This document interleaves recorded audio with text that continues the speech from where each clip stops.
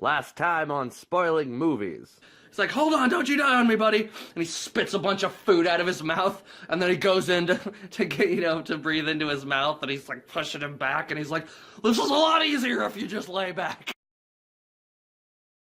And they end up grabbing the rat poison container. It kind of looks like a pill bottle. So they just give him a bunch of rat poison, and he's like, you son of a bitch! And he fucking croaks, and they're like, check, please. They stop at a gas station to get some gas. Harry meets a woman, and she's got some skis on the top of her car, and he's pumping gas, but he's like dribbling gas all over the ground. And meanwhile, Lloyd has gone to the restroom, and he sees a little thing written on the wall: for a good time, be here at this, particular time. And he looks at it, and he's like, that's that exact time. So some guy walks in the restroom, and you see his feet underneath the stall that Lloyd is in, and the guy like busts down the door, and it's Seabass from the diner. While Harry is talking to the woman outside, the one that he met at the gas pump, she's like, you seem like a cool guy, I'll give you my phone number. He lights her cigarette for her, throws the match away, but it's all like the gas was on his pants, so his like feet catch on fire. She doesn't see it because like he's just in the window and like his foot is on fire, so he's like, and she's trying to give him the phone number, and he's just like, he's getting impatient because he's on fire. So he's like, give me the damn number! She's like, you know what, never mind. She leaves, and he runs into the restroom, busts into the stall, knocks out Seabass with the door, and then sticks his foot in the toilet to put out the fire. So they're back in the van. Lloyd is driving, and he's not paying attention. He's kind of fucking with Harry, doing something to him, messing with him, and accidentally takes the wrong turn. So instead of going to Aspen, he goes to Nebraska. It's flat plains out the windows. They're like, man, I thought the Rocky Mountains would be a little rockier than this. That John Denver's full of shit, man. And then when Harry finds out that Lloyd went the wrong direction, like 5 hours in the wrong direction, he freaks out, and he's like, screw you, dude. I'm done with this. You suck. I'm out of here. So he starts walking down the highway in the other direction. So they show Harry walking down the highway, and in the distance, Lloyd starts riding up to him on this little mini bike. And Harry's like, where'd you get that? He's like, some kid in town traded the van for it and gets 70 miles to the gallon on this hog. Ching ching. And Harry's like, just when I thought you couldn't be any dumber, you go and do something like this. And totally redeem yourself. You still want to go to Aspen? Yeah! So then it shows them like driving into Colorado. Everything's all snowy. They're cold as fuck. They're shivering. There's snot frozen to their face. So they don't have a place to stay, so they're like, they got a fire, and they're like in some park or something in the middle of the night. Harry's like, my hands are freezing. And then Lloyd's like, you should have this extra pair of gloves. He had two layers of gloves on. And he's like, you had the extra gloves this whole time?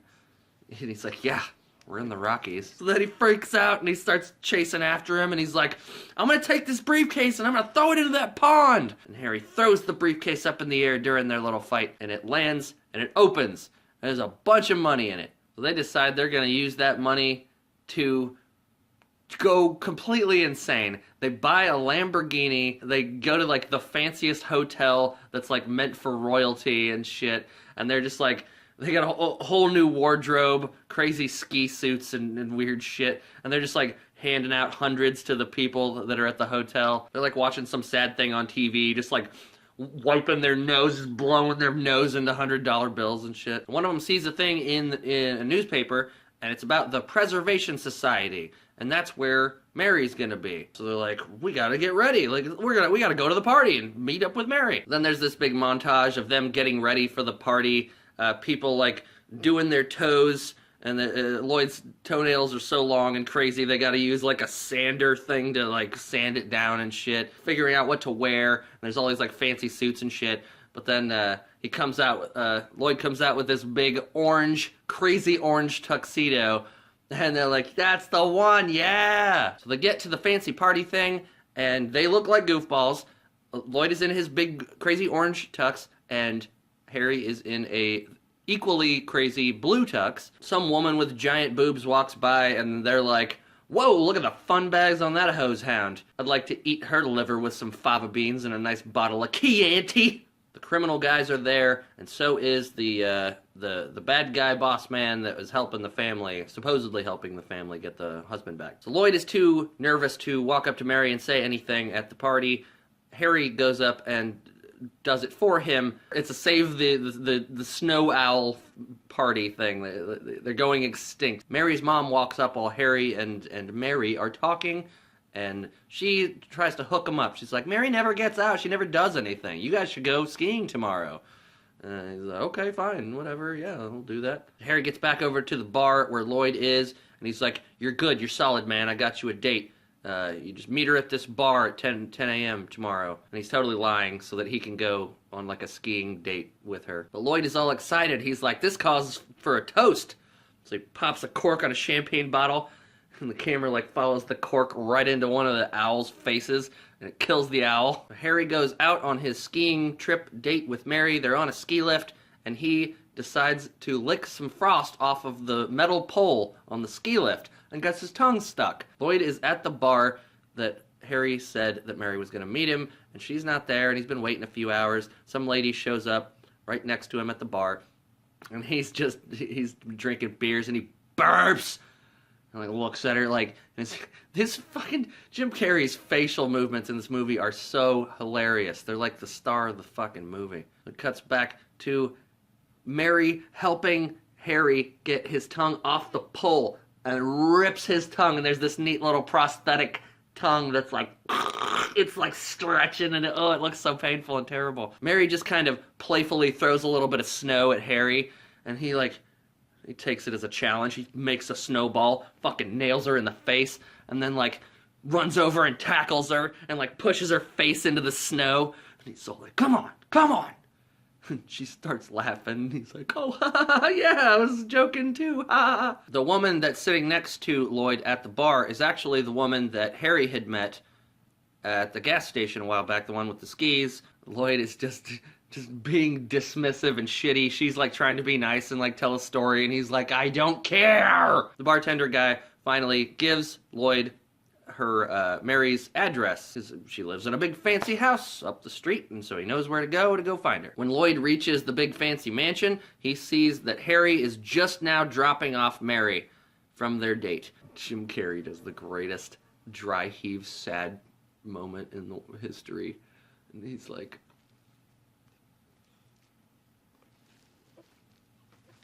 Lloyd and Harry are back at their fancy hotel room. Harry's like, maybe she meant 10 at night. Why would she have you meet her there at 10 in the morning? I just figured she was a raging alcoholic.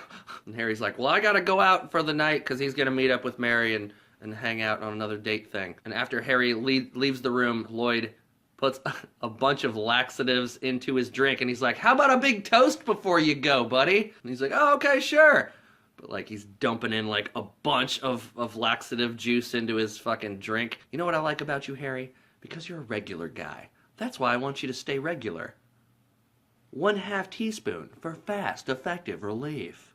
So then they do a cheers, and Harry drinks it all down. So Harry goes to Mary's house, and they're getting ready to leave, and Harry gets the gurgling in the stomach, and he runs to the bathroom, and he's just got explosive loud diarrhea. His legs are coming off the ground, and all of that's pretty funny. I feel like Jeff Daniels is just trying to keep up with Jim Carrey's ridiculous over-the-top silliness in this. But that's a hard way to go. Like, you can't catch up with Jim Carrey when he's in full crazy mode. Mary comes to the door of the bathroom.